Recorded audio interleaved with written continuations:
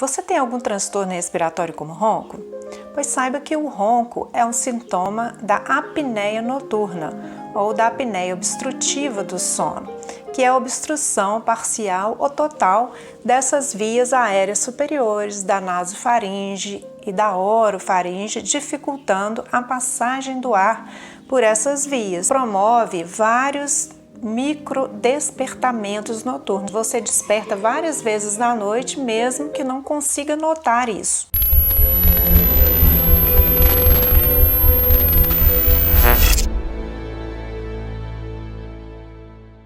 Por que é importante tratar a apneia obstrutiva do sono?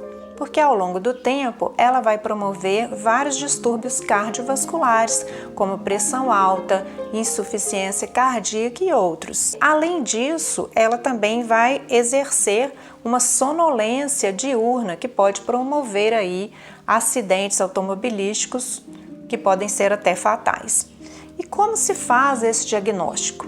O que é pouco falado é que quando ocorre a falta de espaço intrabucal para a língua, que esse osso, como a mandíbula, está projetado para trás e o paciente apresenta pouco espaço para a língua, ele pode apresentar também apneia noturna. Isso é muito comum em crianças e em adultos, principalmente do sexo masculino.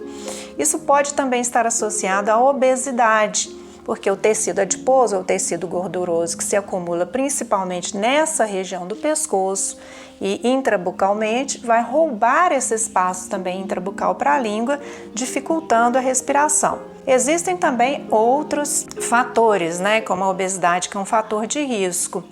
A pessoa pode ter também hipotonia dessa musculatura, pode ter outras dificuldades também neurológicas, mas o mais comum é a falta de espaço para a língua. Como se faz esse diagnóstico?